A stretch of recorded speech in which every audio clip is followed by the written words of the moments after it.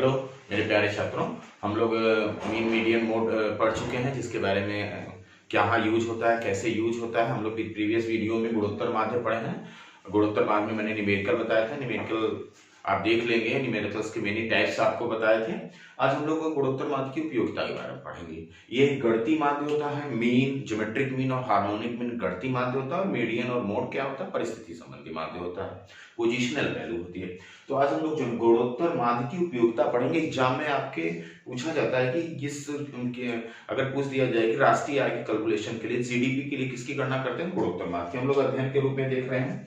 जैसे हम लोग देखेंगे इसकी उपयोगिता, अगर देखेंगे तो nth रूट का प्रयोग करते हैं। जो भी मान रहता मैंने आपको बताया था उनका प्रोडक्ट करेंगे आप। प्रोडक्ट मतलब उनका मल्टीप्लिकेशन सबका करेंगे, और nth रूट में जितने पावर रहेंगे उसको n/n कर देंगे।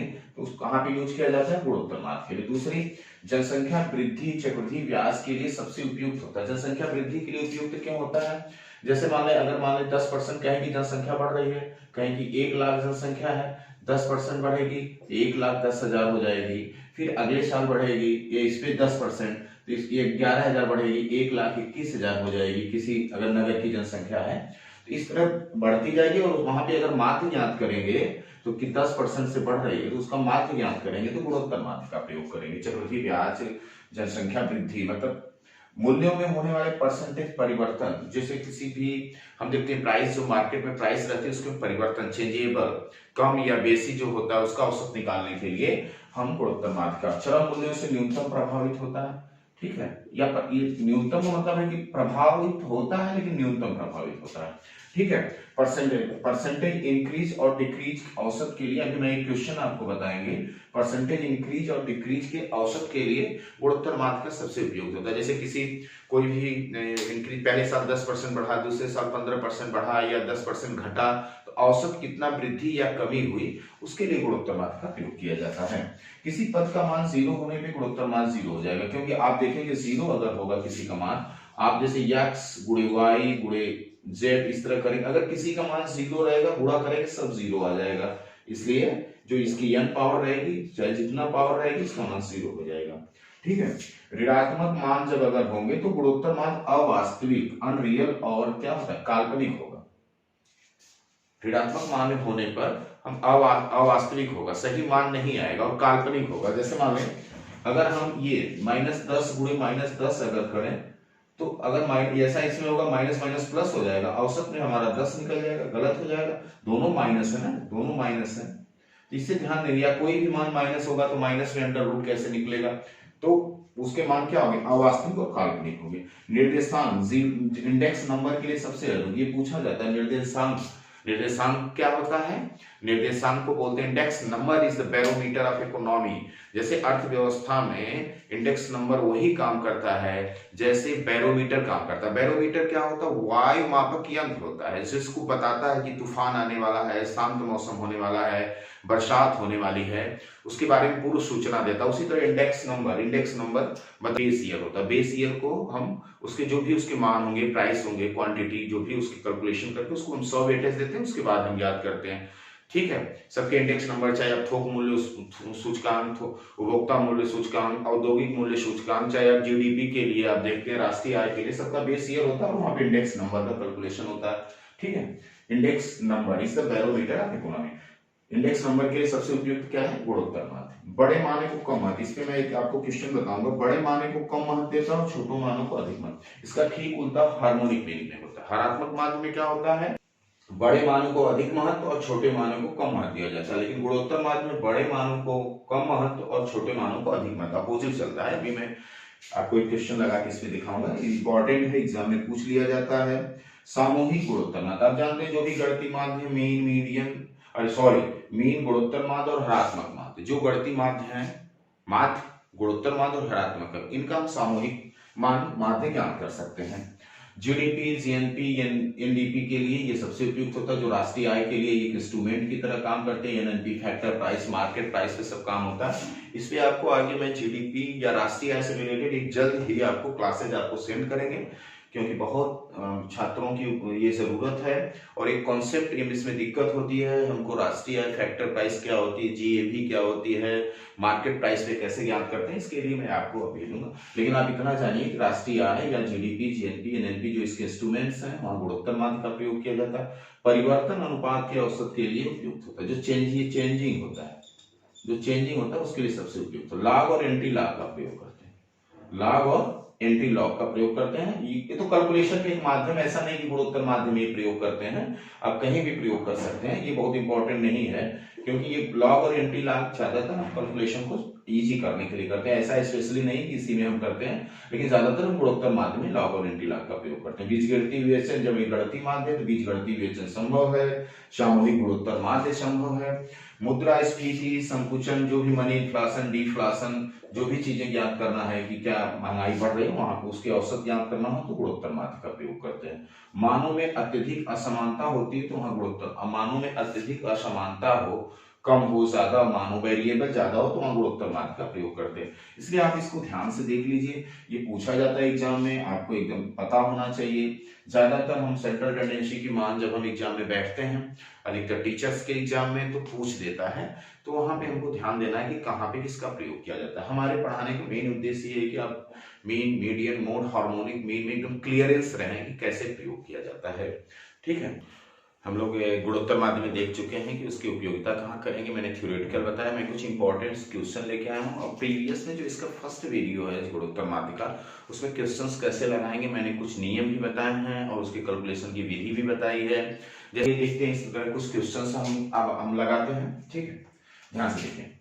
जैसे क्वेश्चन नंबर 1, यदि ए बी सी 3 पद हैं, उनका गुणनफल 110 है तो गुणोत्तर माध्य होगा। इस तरह से एग्जाम में अगर आपके क्वेश्चन आ जाएंगे तो आप कैसे लगाएंगे, क्योंकि 3 पद हैं तो आप कैसे लगाएंगे, तो इसको हम कर सकते हैं 110 का इसका अगर गुणोत्तर माध्य ही होगा। कभी कभी इसके मान को पूछ लेता है, तो आप ऐसे लगाएंगे। तो आप इसको देखिए, यह 3 है, √3 है, मतलब जो भी 3 पद है, इसलिए अंडर ये 1 2 3 1/3, इसलिए कोई ऐसा मान हो जिनका 3 बार गुणनफल मिलके 110 के आसपास हो, बस आपको ये चेक करना है। तो आप देखते हैं, जैसे मैंने इसके अंदाजा 2 का लिया तो 2 × 2 × 2 बराबर 8, 3 का लिया 3 × 3 × 3 बराबर 27, 4 का लिया 4 × 4 × 4 बराबर 64, 5 का लिया 5 × 5 × 5 बराबर 125। देखिए 110 और यहाँ 125, अर्थात हमको क्लियर हो गया कि इन दोनों के बीच में ही मान है। ना 5 होगा तो 125 होना चाहिए, 4 होगा तो 64 होना चाहिए, इन दोनों के बीच में मान है। हाँ, कोई बड़ा पद आएगा तो ऐसा मत करिएगा कि 1 2 से शुरू करिएगा, उसके अप्रोक्सिंग वहां जाइएगा तो आपको समझ में आ जाएगा। तो आपको क्लियर है कि 4 और 5 के बीच में है, ना 4 से कम है ना 5 से ज्यादा है। तो आप इसमें देखेंगे पूरे मानों में, चारों में जो 4 से कम भी ना हो और 4 से ज्यादा भी है तो यही मान निकलता है, 4.8। 4 से कम, देखिए ये 4 है, 4 से ज्यादा भी नहीं है, ये 5 है, 5 से कम होना चाहिए, क्योंकि 64 है और 125 के बीच में होना चाहिए, 64 और 125 के बीच में ही 110 होगा। तो आपको समझ में आ गया होगा कि इसका आंसर 4.8। इस तरह से आप ध्यान से देंगे, 3 पद है, ये 4 आते तो 4 की गुणांक में लगाते, ठीक है। अब आते हैं, यदि देखिए, यदि 2010 में वृद्धि जो है 20% और 2011 में 5% है, तो अगर गुणोत्तर है, यदि ऐसे में प्रश्नों में पूछे कि कौन सा माध्य लगाएंगे, तो मैंने बताया परसेंटेज वृद्धि या परसेंटेज कमी में औसत के लिए गुणोत्तर माध्य लगाते हैं। अगर एग्जाम में पूछ दे कि कोई किसी चीज की वृद्धि 20% हुई, फिर 5% अगले साल हुई या 5% घटी, तो कौन सा माध्य लगाएंगे, तो आप गुणोत्तर माध्य लगाएंगे। ऐसे प्रश्न आएंगे तो आप एवरेज वृद्धि के पूछेगा या गुणोत्तर माध्य पूछेगा। आप एवरेज वृद्धि पूछे तब भी गुणोत्तर माध्य या एवरेज, तो इसको क्या करेंगे, इसको आप परसेंटेज है ना, तो बस केवल क्या 20% को परसेंट कर 5% को कै पद है, 2 पद है, 1/2, या इसको कंडी भी कर सकते हैं। इसको आप कैलकुलेट करेंगे तो 10% आएगा। औसत वृद्धि कितना हो गई इसकी, 10%। हाँ, लेकिन अगर समांतर माध्य निकालेंगे तो समांतर माध्य कैसे निकलेगा, आप ऐसे निकलेंगे 20 + 5, 20%, 5% / 2 बराबर 12.5 आ जाएगा, गलत हो जाएगा। यहाँ पे गुणोत्तर माध्य निकालेंगे 10% इसका होगा, ठीक है।